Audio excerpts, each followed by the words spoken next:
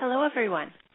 My name is Barb Steele, and I work with the Network for Business Sustainability, and thank you so much for joining us today.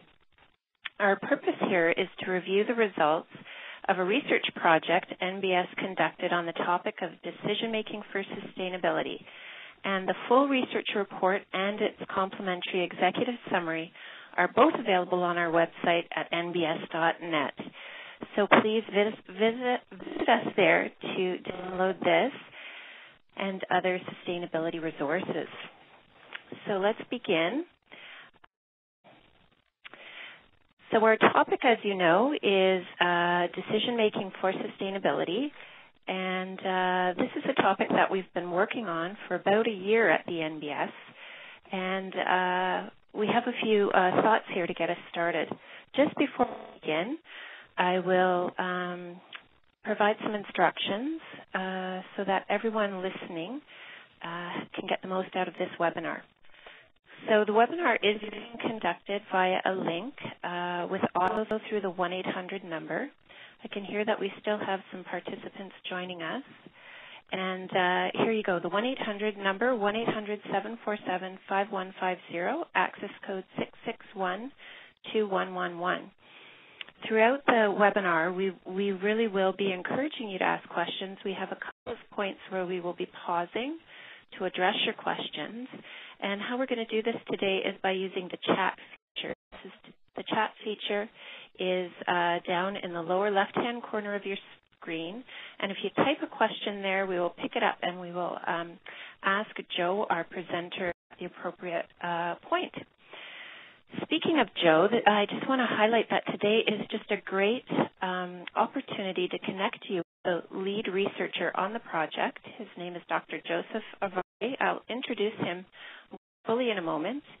And I will say before he begins that he is not only an entertaining and educational presenter, he is one of the world's leading resources on this topic of decision making. And he's also extremely busy. We only have him for 1 hour today, so please do take the opportunity and forward any questions you may have by chat so that we can ask him those questions and hear his answers. Finally, I'll let you know that we are recording this webinar, and it will be available on the NBS website shortly. You can also contact us at nbsinfo.net. I see a question from one of the participants asking for the document that we're going to be reviewing. And as I said, the research report is available if you go to www.nbs.net, look under our Knowledge tab for decision making, then you will see the document there. There's a full research summary and then a complimentary executive briefing. And I see a couple of questions coming through. I'll let you know that we do have time later, and I will be reviewing this questions. We'll get to as many as we can. And I'm hearing from a couple of participants that the 1-800 number is busy. So I'm going to ask my chairperson to just send an all participant chat saying that the lines are just being filled up and they will be able to connect shortly. Okay, let's get on to why we're talking about sustainable decision making. And really the question begins with this very basic point about why it's so difficult to say yes to sustainable options. And as we know, as sustainability champions or change makers or leaders, we work every day to try and influence the decisions that those in or around our organizations or institutions make every day. And decisions, as we know, obviously can be very simple, very complex.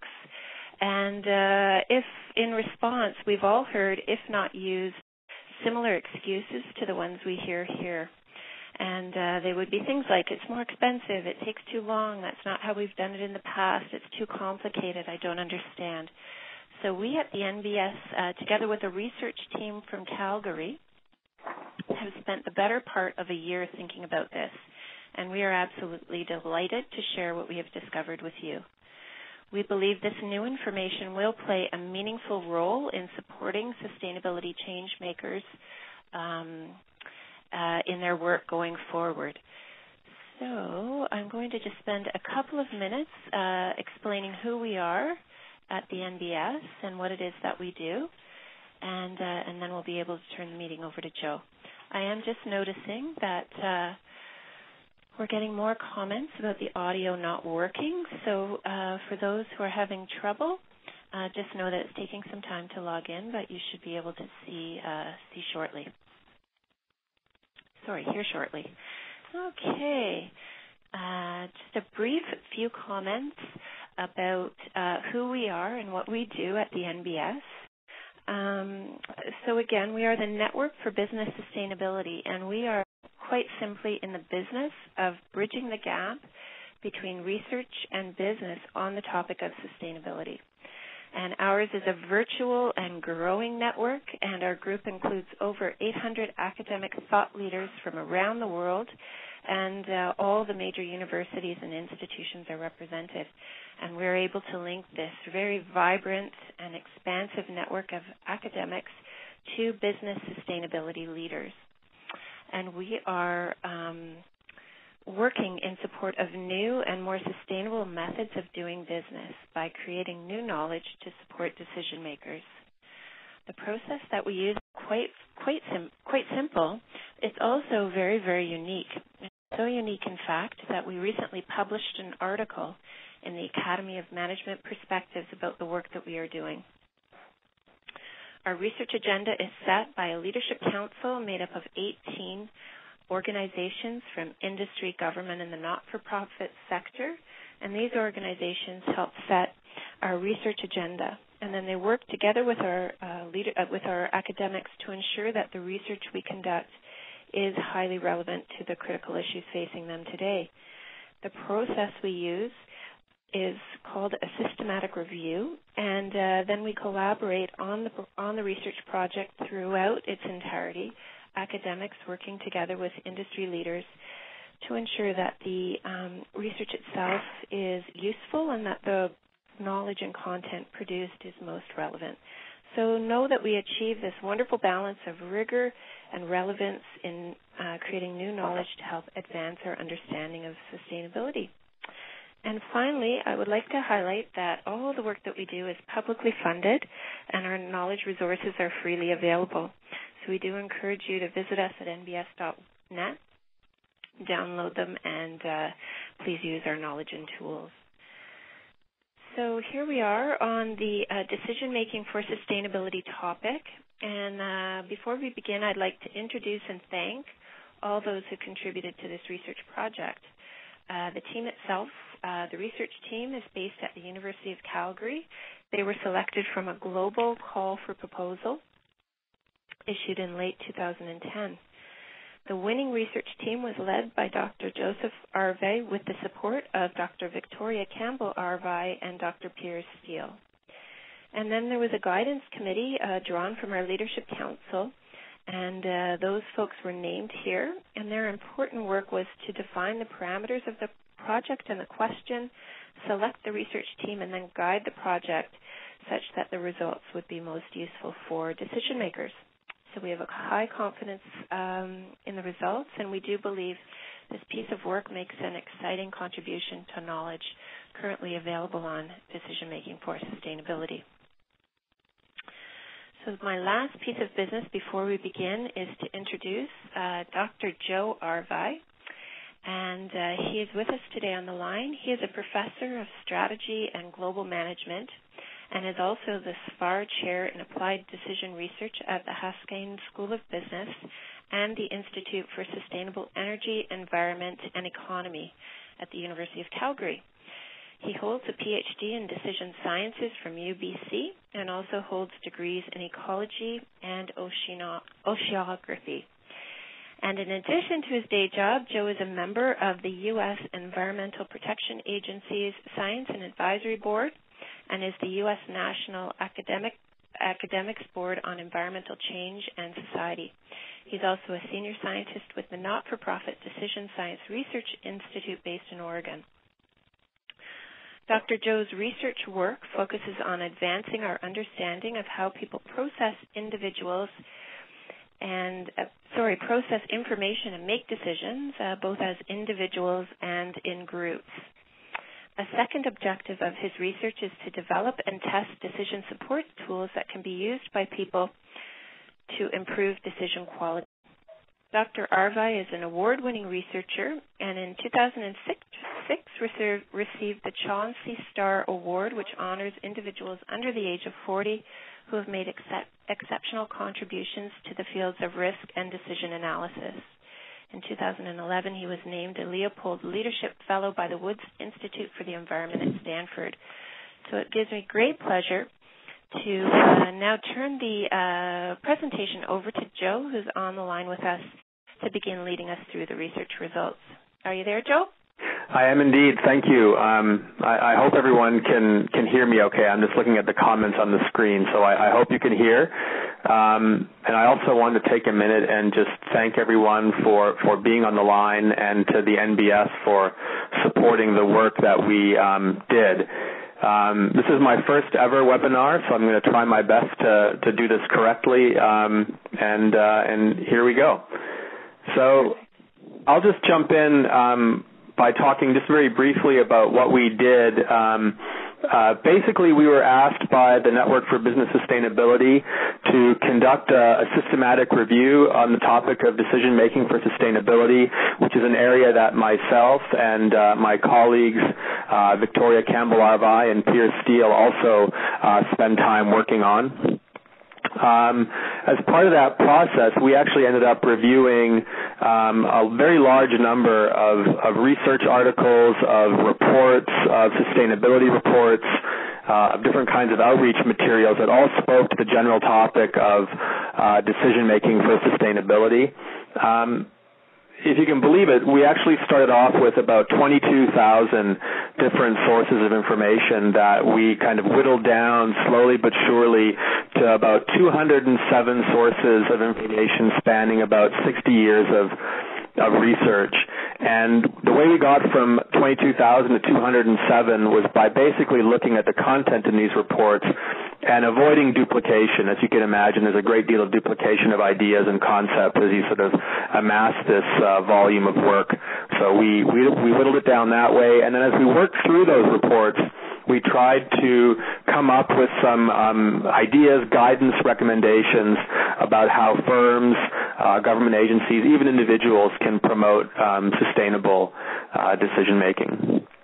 So let's just jump in to what we found in the report, and this is an area that, as I said, I work in my kind of regular job, as do Piers and Victoria. So right off the bat, let's ask the question, which is, how do we make decisions? There are a couple of perspectives on this. I think the most common one is what we would call a normative or economic or econometric model of decision making, and this basically says that people are reasonably well informed about their problems. They seek information to fill in information gaps. They possess sufficient cognitive ability to solve problems, and when they don't have all the information they have or all the abilities they have, they'll actually ask for help. And finally, people will make decisions that on the whole result in maximum benefits in terms of their overall welfare when they look across the different dimensions of the decisions that they're trying to make. So in other words, these economic decision makers, these theoretical economic decision makers are maximizers or optimizers. In reality, however, work on kind of behavioral models of decision-making, and this comes from actually observing how people make their choices, we see the exact opposite. People are not well informed about their decision problems, and they don't tend to seek information to fill in information gaps. They don't possess sufficient cognitive ability to solve problems, and when they discover that, they seldom seek help to do better.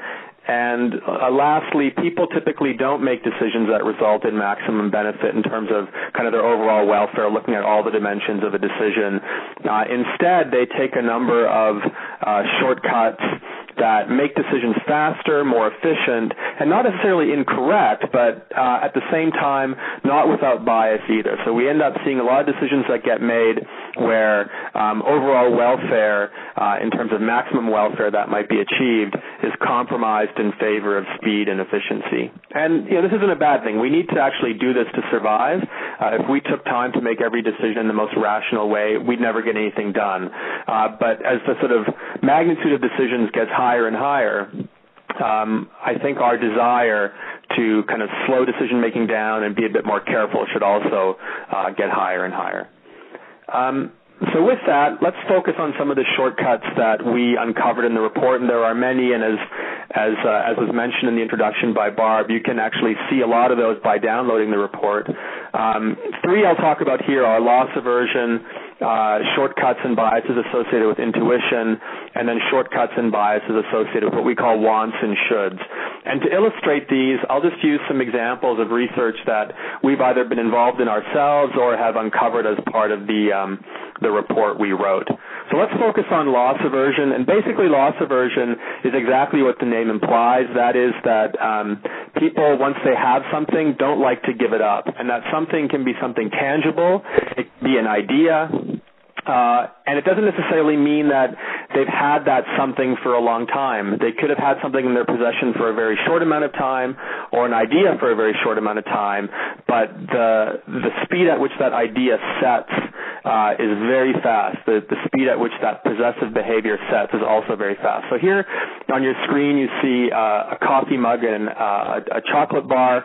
Just to illustrate this was an experiment done by Jack Kanech and Danny Kahneman at Simon Fraser University in the 80s and 90s. Basically what happened here was that people were asked to complete a simple task. At the end of the simple task, they were rewarded or paid with a coffee mug.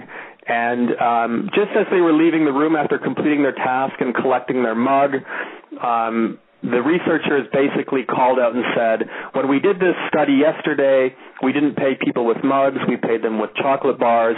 Would you like to trade your mug in for a chocolate bar? And what we found there is that 70% of people, over 70% of people, don't turn in their mug. They keep what they've got. They don't want to lose the mug they've got. No problem. The next day, the experiment is repeated. This time, people are paid with a candy bar. As they're leaving the room, they're called out to and told that the day before it was done with coffee mugs. There are a few mugs left over. Do they want to trade their candy bar in for a mug? And once again, about 70% of participants in the study don't return their candy bar in exchange for a mug. So this is an illustration of how something as insignificant as a mug or a candy bar becomes part of our endowment. It becomes something we possess, and the minute it becomes ours, we don't want to give it up. Why does this happen? Well, as I said, it could be because it's part of someone's endowment and they feel like it's their belonging and they don't want to lose it. It's also because we think there's an implied endorsement associated with the default being the mug or the candy bar. There's some implied endorsement there that people don't want to give up what they've got. I hate to be kind of blunt about this, but people are just, on the whole, pretty lazy. Once they have something, they don't want to think about it again. They just want to move on with their lives. So that they have it, a decision has been made for them. They've gotten a cup or a bar. Why give it up? And I'll come back to this later in terms of the practical implications of this for sustainability. Another shortcut relates to intuition. This was a study that I actually was a part of in Oregon. Basically, this was a situation where people at the airport in Eugene were asked how supportive they would be to purchase some equipment that, in the event of an airline accident, would be predicted to save 98% of 150 lives in jeopardy during the accident, 150 lives being the average number of people on an airplane in Eugene. The next day, the experiment was repeated. Questions were asked a slightly different way. This time, rather than saving 98% of 150 lives, people were asked how supportive they would be of equipment that would save 98% of those 150 lives. And the experiment was repeated many times over until we got a result like this, where the mean support level for saving 150 lives was just around a 9 on a 15-point scale, 98% of 150 lives. Saving that many lives, which is obviously less than 150 lives, was near 15. Saving 95% of 150 lives, higher still than 150. Going all the way down to about 70% of people being saved of that 150 before you see equality between saving the whole 150. And this is an illustration of how intuition kind of trips us up. Intuitively, we don't know how good or how bad 150 lives is, but from our experience as consumers, we know that saving 98% of something or scoring 98% on a test is really good. So intuitively, we focus in on the percent data and ignore the actual important data, which is the number of lives at risk. And this basically happens across a range of contexts where our minds selectively seek out bits of information that are intuitively easy for us to handle and often ignore the bits of information that are most important. The third shortcut I want to just briefly mention is what we would call want-should conflicts. Basically, this is a situation where we know in a cold state when we have time to think and reason what the right course of action is, but the moment we're kind of taxed mentally or we're time pressed, it becomes very difficult for us to make that right choice. So an illustration of that was an experiment that was done where people were given the choice between fruit salad or chocolate cake, and not surprisingly, most people picked fruit salad. It's the right choice. It's the healthy choice for most people. They show that they're kind of good consumers, good healthy consumers by selecting fruit salad. No big surprise. The experiment is repeated. Now people are asked to come into a room. They're asked to remember the number 16 and then go to another room, report that number to a confidant. After they've reported the number, they're asked once again if they would like fruit salad or chocolate cake. It's not very difficult to remember the number 16, so you're not mentally taxed very much. So once again, the answer that most people provide is that they would prefer fruit salad. Now, the third version of the experiment, people are asked to remember a big number, 1,687,215. They go to the next room, and they're asked if they want fruit salad or chocolate cake. And now most people say they want chocolate cake. This is interesting because we know from the previous two versions of this that kind of the politically correct choice, if you will, is the fruit salad. But the moment we become mentally taxed, it becomes difficult to make the choice that we would prefer in this kind of cold, rational state. And we choose something that kind of leads us astray in terms of our overall welfare. There are arguments against this that we can go into later, but this is a nice illustration of how this works. And you can imagine this unfolding over the course of your life in many contexts where you know what the right thing is to do, but in your busy day, amidst all of the responsibilities you have, it just becomes more and more difficult to do the right thing. So where do we go with this? In the report, we talk about the fact that decision-making is basically a constructive process. What we mean by that is that basically, for a lot of the kinds of decisions that we need to make, especially the ones that are unfamiliar, that are complex, we don't have pre-existing preferences in our mind waiting to be uncovered. We're not kind of proverbial archaeologists uncovering preferences and choices like there's some old relic buried in our minds. Instead, we make our decisions in a constructive way. We're more like architects who bring in information as we evaluate a problem, who listen to what other people are saying, who look for other clues and cues in the environment, and build up our decision-making processes and indeed the decisions that result from them kind of from scratch as we're asked to make a choice. This is very much a good news, bad news story. On the one hand, a lot of people say this is bad news because it means that we're just not very good at decision making and we're easily influenced by the whims of others. And that's certainly true. I mean, if you think about it, we're very easy to manipulate with marketing efforts via social movements. And when we stop to think about what it is we're doing, sometimes we're getting things that we don't want or need or buying into ideas that we don't agree with. So definitely there is a bad news element here. On the other hand, there's a very much good news element here, which is that if we think about wanting to help people make better choices, we can view people's minds almost as a blank slate. We can actually, as kind of ethical analysts, try and help them to actually construct more thoughtful choices. So that's kind of where we're going with this. And as I'm looking at my screen, I see that I've lost my network connection. So, Barb, if you still have yours, maybe you could advance to the next slide. Here we go. Okay. It's coming now, Joe. Okay. And hopefully my connection will come back. No problem. Oh, here we go. So I think mine is back now. as well. So let's think about this notion of constructed preferences then from the standpoint of what we would want to do to actually help people improve the quality of their decisions. And we have some options here. One of the things that we want to ask right off the bat is whether or not the decisions that we want to actually help people make are of a routine variety or are more complex. What we're looking for here are questions like this. How frequently do these decisions get made? Are the outcomes of those decisions immediate or are they delayed? How accurate do we need to be with our decisions? Are the consequences of our choices really high, and do we have to get them right the first time? Or is it okay to make a couple of mistakes and get them right later? How much effort do the decisions require? Do they require complex technical inputs? Is there a lot of uncertainty at play and so on? How many stakeholders are involved? Do we have to engage with lots of different people who might have lots of multiple conflicting objectives? And if so, it's likely that we're going to have to confront some trade-offs in a very meaningful way. So it looks like my presentation is working. Great. So that leads us to some of the things that we talk about in the report vis-a-vis what can we actually do in terms of helping people to improve decision-making about sustainability for both complex and routine kinds of choices. So on the routine side, to the right in the blue, we'll talk in a moment about some strategies that relate to commitment, to defaults, to feedback and goal setting. And then as we move from those routine decisions into more complex decisions, we'll get into structured decision-making in MCDA. So as we think about the routine decisions, we're talking about recycling towels in a hotel. We're talking about what we choose to eat, how we shop, whether we turn the lights on, how we get our power if we have that choice.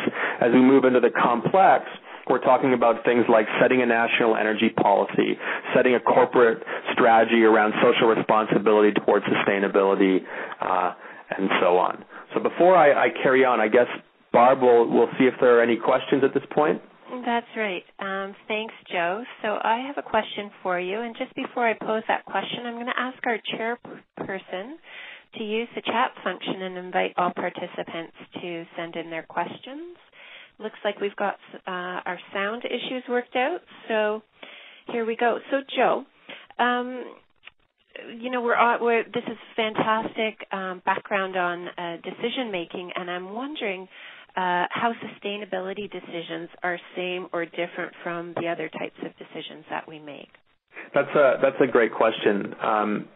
So there are two parts to this answer. Obviously, context matters. So as we move into decisions about sustainability, for a lot of people, sadly, these are decisions that they don't think about an awful lot yet. So they present decision problems that are very prone to this construction idea I was talking about earlier, which is that people are going to be very easily pushed and pulled in a bunch of different directions as they think about sustainability. Others may be actually quite frustrated with the notion of sustainability as something that's kind of added on to their other responsibilities, and we can actually see some kind of behavior where people revolt and don't behave in a sustainable manner simply out of protest. So we see very unique kinds of contextual influences for sustainability decision-making specifically.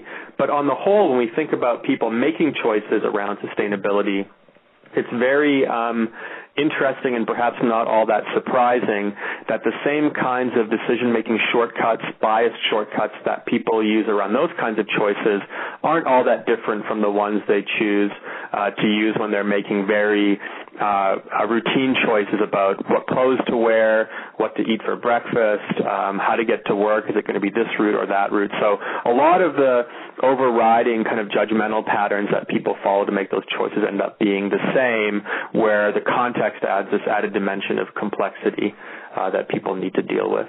Mm-hmm, mm-hmm. Good.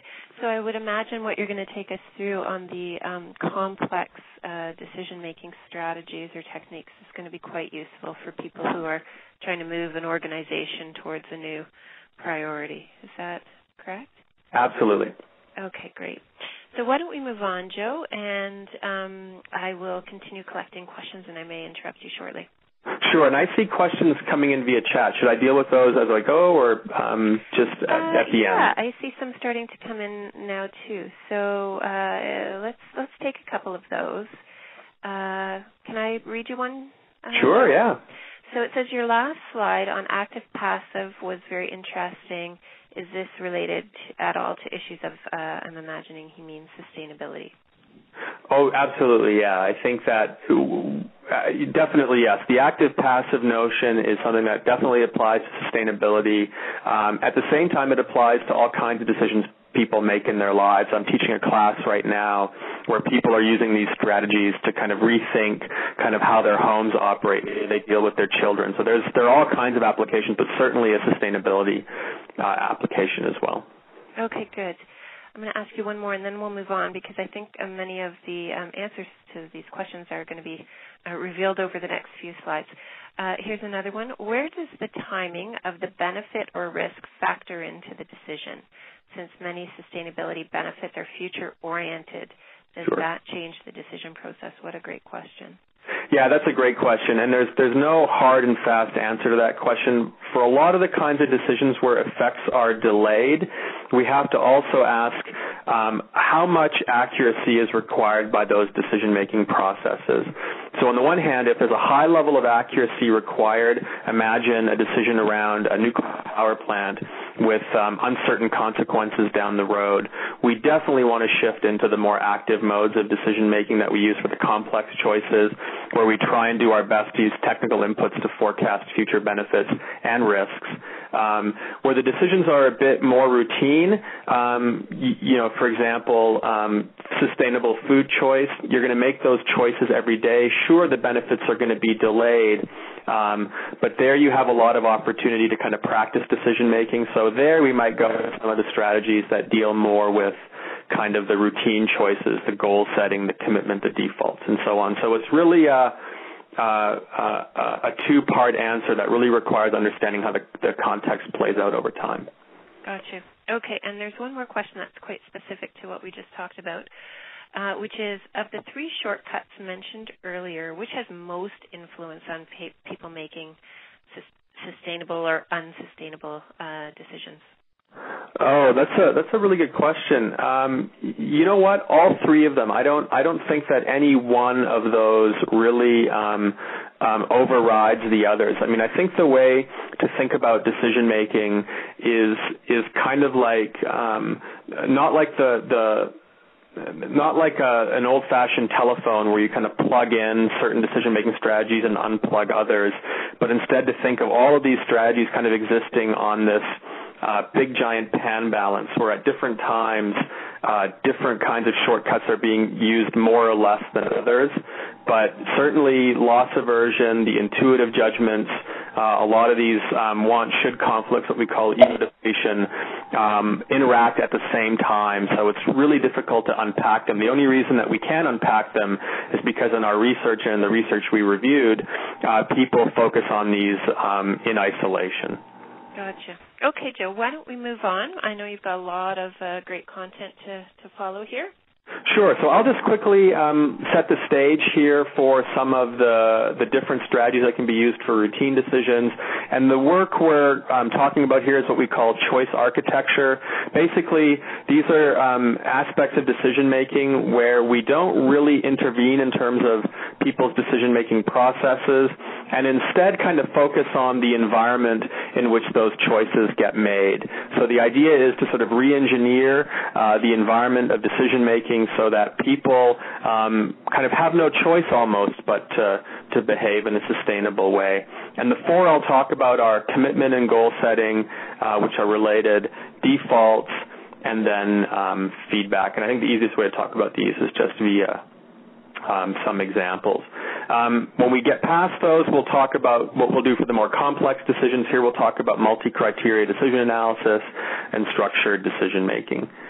So let's basically jump into some of the routine decisions. In the first example I talked about, which was goal setting, I think this is not something that's going to come out as a huge surprise to a lot of people reading the report or listening to this webinar. But basically, you can actually set goals to sort of create little rules for yourself that basically signal performance targets that you want to achieve in terms of sustainability. You can actually take this up a degree, ratchet it up, if you will, by taking goal setting and making it public. So the minute you actually set a goal and make it public, you're basically kind of signaling to others who may be watching you that you're kind of on the hook in terms of responsibility to actually meet those targets. You've created what we call in the report a social norm for performance, that there's a norm now around performance that you have to achieve, and people are going to be watching corporate social responsibility reports and sustainability reports that firms put out are one of the best ways, one of the most routine ways they go about goal setting. And as people sit in the audience and listen to this, I would encourage you to actually hold people who put these kinds of reports out accountable. I mean, the reason they put them out is so that people will watch and people will hold them accountable. And if we don't sort of keep up our end of the bargain as people who read these reports, I think we're sort of shortchanging the process a bit. Here's another example of goal setting that's a bit more tangible. This is put out by Progressive Insurance. It was their Progressive Automotive X Prize. The idea here was to create kind of a public commitment towards sustainability in vehicles. They created the $5 million X Prize for cars, where they invited entrepreneurs, inventors to come in and basically introduce a vehicle that would seat 4 people, carry a certain amount of luggage, have a driving range of 200 miles or more, can accelerate at highway speeds, have a heater, air conditioner, stereo, and so on, and meet all of these functional requirements while delivering a fuel economy of 100 miles per gallon. So a very public commitment to this kind of process. They put up a lot of money to back that commitment, and indeed had hundreds of people applying to actually win this prize, which one person just recently won about a year ago now. Another example, as we move from goal setting, is into actual commitment. Here we're actually not just setting a goal, but we're actually committing to achieving that goal. So basically we're going to lock in a sustainable decision. In the report and in kind of communication parlance, a lot of people talk about this in the context of firms kind of caging the beast, kind of basically admitting that it's difficult for them to behave in certain ways at certain times, but by pre-committing, they're basically tying their own hands to make sure that they actually have to meet those sustainability targets. What we see is a lot of firms actually following through on these public pre-commitments. On the other hand, we see some of them actually going back on them. I think the government in Canada is an example of that, sadly, where they backed out of the Kyoto Protocol very late in the game as a way of not having to adhere to some of the penalties that would come along later. But overall, firms that take this seriously, governments that take this seriously, can use this as a strategy for meeting sustainability performance. And of course, you got to do these things because of the reasons I talked about earlier, because we want to overcome our intuitive judgments, because we want to be able to deal with some of the other kinds of judgmental shortcuts we have to deal with around our wants and shoulds and so on. So moving into another strategy for a routine decision, now we'll move away from commitment into defaults. Now we're going to actually take advantage of that example I talked about earlier with respect to the candy bar and the coffee mugs. Here, this was work that we were actually a part of for a major hotel chain. You can see their name on the slide here. And basically the discussion was around how to get people in these hotels, guests in these hotels, to use a little bit less water in their hotel rooms. This is kind of a luxury hotel chain. So it's very difficult to convince them to put in kind of high-efficiency fixtures and so on. They want to sort of convey this upmarket sophistication of having all these kind of nice amenities. One of those amenities is a double shower head. And basically the suggestion that was made to them was to install the double shower head, but install a tiny valve on it. You can kind of see it highlighted by the arrow in the circle on the picture on the right, where when people jumped into the shower, one of these shower heads was turned off by default. So basically the shower head would use as much water as a high-flow shower head, but it would shoot it through 2 different heads. If you turned one of those shower heads off by default, you'd cut some water consumption.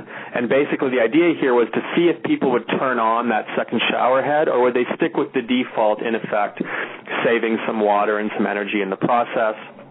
And the results from this were compared with something that wasn't a default that actually required people to make an effort, and this is something everyone has seen before, and this is hanging the door tag on your door to not have laundry service come in and do your towels and stuff. And we kind of jazzed this up a bit by having a $5 incentive added to this. If you hung this door tag, you would get a $5 coupon or $5 taken off your bill. And here are the results from this. Basically, you see that the red bars are the door tags. You see about 4% of people on average hanging the door tags. On the other hand, you have upwards of 60, sometimes as high as 80% of people on average not opting out of the green default for the shower head, so not turning on that second shower head. And we were able to actually collect this data by visiting the rooms in the morning to see if the shower heads had been adjusted. So that's an example of a sustainability default. Once again, for a routine decision, not a lot of stakeholders involved here, just the single person in the shower, not a lot of conflicting objectives, no need to make a lot of trade-offs, no need for deep kind of critical thinking about the environment, something where we've just modified the environment in which the choice gets made to some significant effect in terms of sustainability. The last example that I'll point out with respect to these routine decisions is providing feedback. Basically, the idea here is to make progress toward a goal, a sustainability goal, salient, especially for decisions with delayed feedback. So we've got the delayed feedback here from the question earlier, but we've also got a decision that again, doesn't have a lot of moving parts, not a lot of stakeholders, not a lot of conflicting objectives, not a lot of trade-offs. So once again, an easier manipulation is to focus on the environment. And we see this. People can get little reports in their utility bill that show them how they're performing relative to others, relative to themselves in the past as a form of feedback. New kinds of smart thermometers in the home are providing feedback in real time to homeowners. Smart meters do this, obviously. Even hotels are doing this now by abandoning the door tag I showed you in a couple of slides ago in favor of signage in rooms that say things like 80% of guests in this hotel recycle their towels. So once again, creating feedback about what's happening towards a sustainability goal and creating a bit of a competition either with yourself or with your neighbors, getting into this norms idea of commitment again so that you actually move toward achieving that sustainability target. Great. Okay, really nice examples. Thanks so much. I do have some more questions coming in here. So we're going to take another pause, Joe. Sure. And a couple of the questions have been around individual versus group. So here's one. Will decision motivations differ between corporate level and individual level decisions? Gee, that's a really interesting question. Obviously so. I think that when you look at corporate level decision making, not only is there an interest often to behave in a manner that is, in line with sustainability considerations, but there are also bottom line considerations within the organization, maybe a responsibility to shareholders and so on. That's why so many firms talk about kind of this elusive triple bottom line, balancing social, environmental, and economic considerations. And we'll give some examples in the report about how to do that, and I'll talk about some here in the presentation as well. So that's one motivation that sort of has to be dealt with on the corporate side.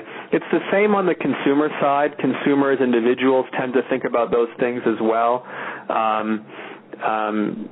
What tends to differ is kind of the level of decision support that needs to be applied across those groups. So as we move into the kind of multiple decision makers, multiple objectives at the group or corporate level, we get more into the complex decision support tools I talked about. When we talk about individuals, the routine tools tend to be pretty effective, in fact, very effective. Good. Okay, here's another question, Joe. And some of the questions are, I think people are really taking the information in, trying to figure out how to use it in their own situation, which is great. It says here, many promoters of sustainability advocate for the economic case rather than emphasizing sustainability as an important element on its own. Do you think this blurs the true purpose of sustainability? So we're moving a little bit outside of decision-making specifically, but I think your comment there would be helpful.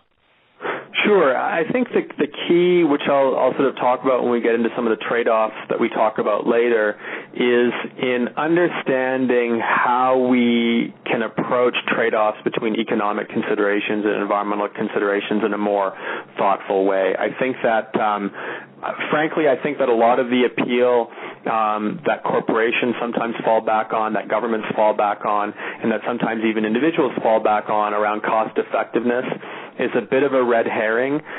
It really doesn't sometimes imply that economic considerations are more important than others.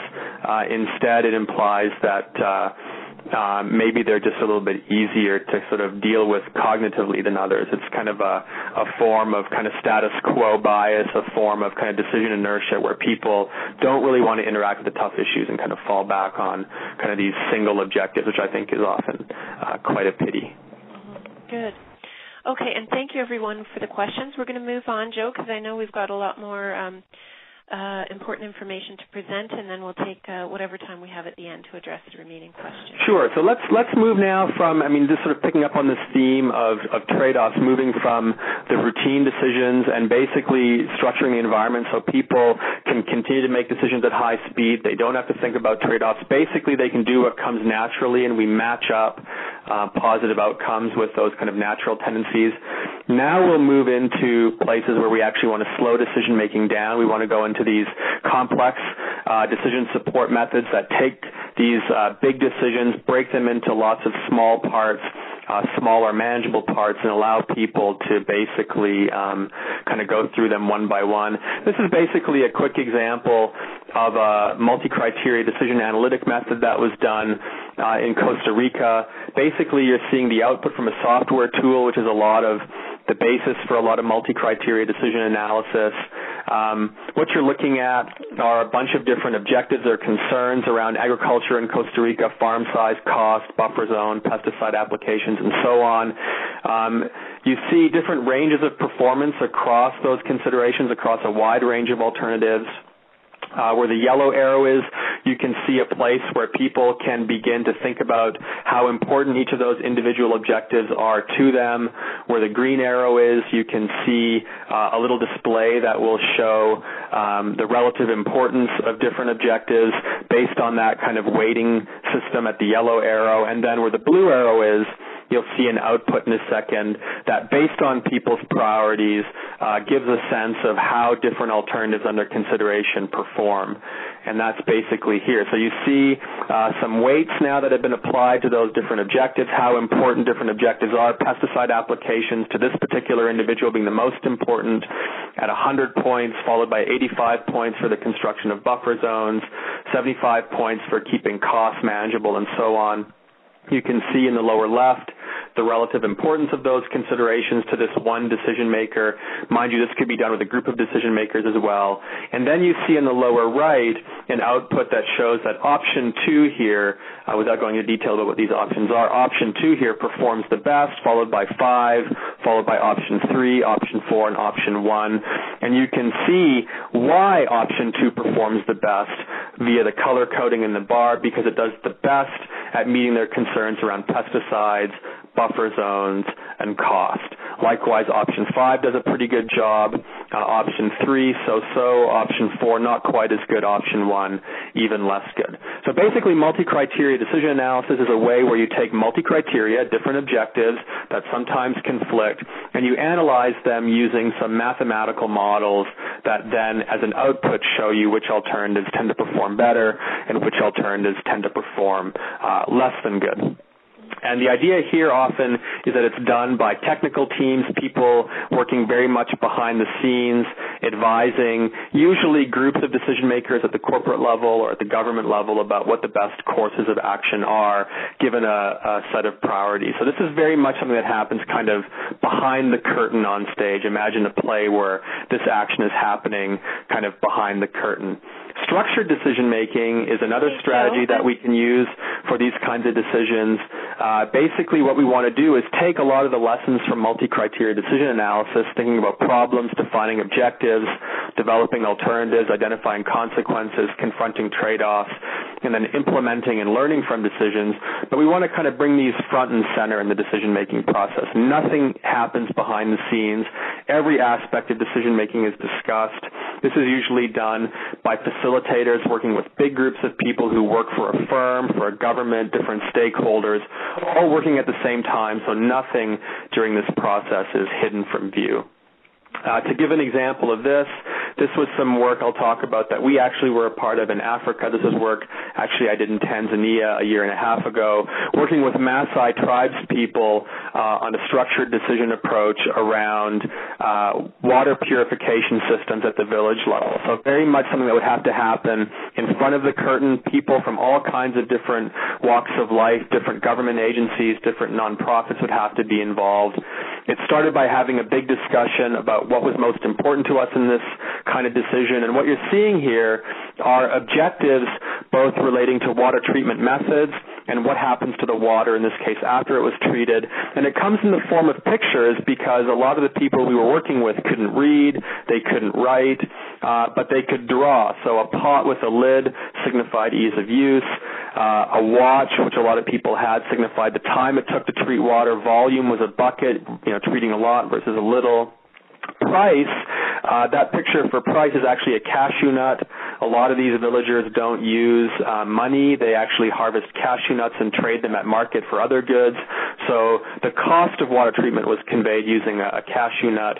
And then for post-treatment, what would happen after the water was treated, the color of the water, paintbrush, whether it was good in terms of health and safety, a picture of a family, the odor of the water, flower, and the taste.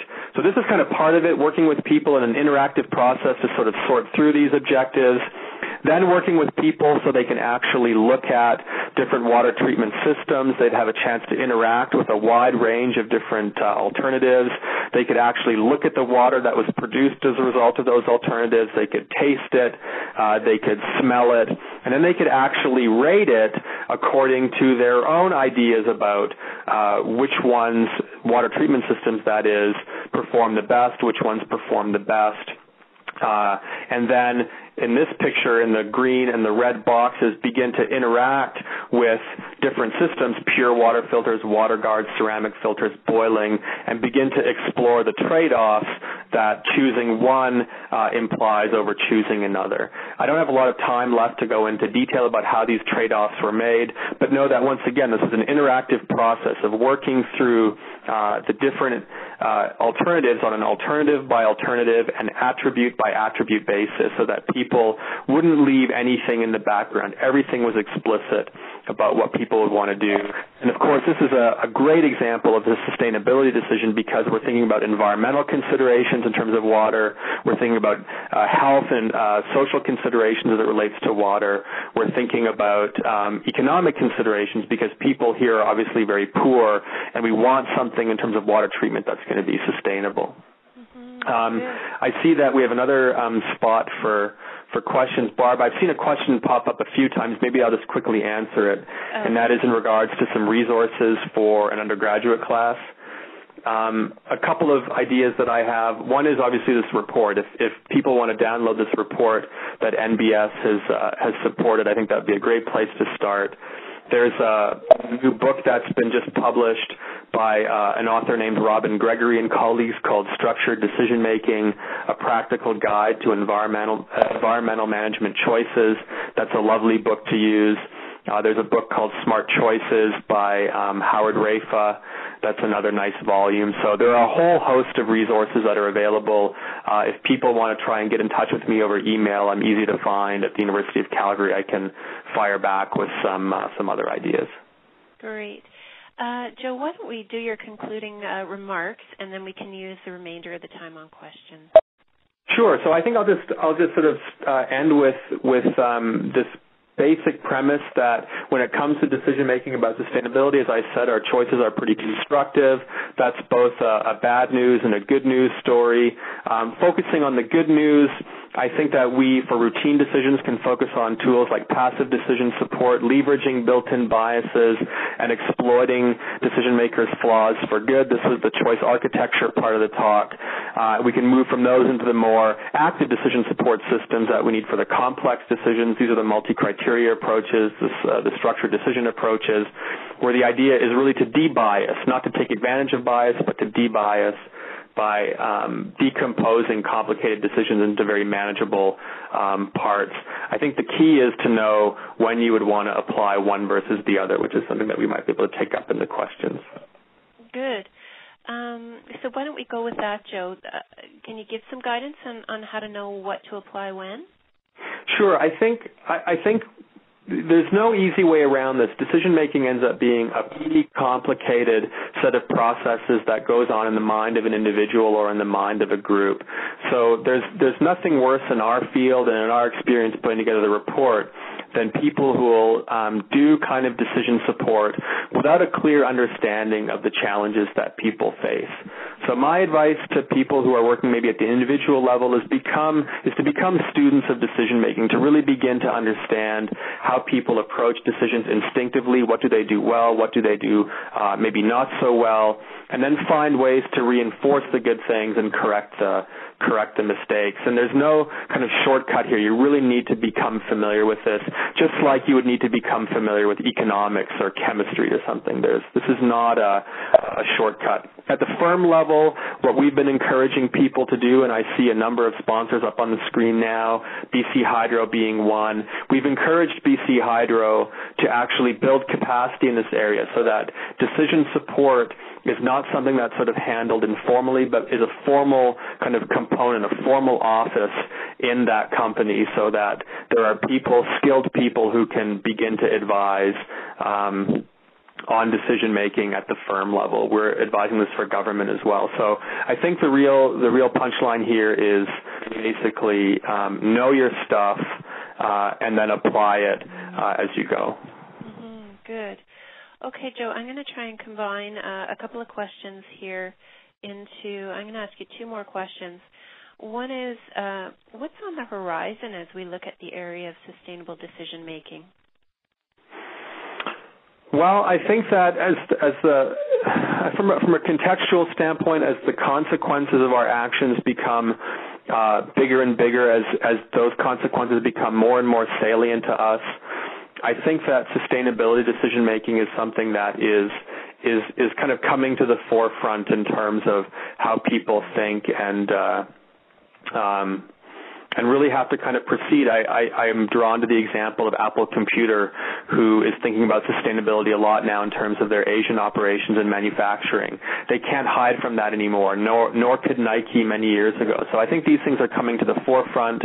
What's not coming to the forefront as quickly, in my view, is how then to sort of to deal with that at the corporate level or the government level. What kinds of institutions, what kinds of offices need to be created to make better decision-making a reality, not just better talk about decision-making a reality.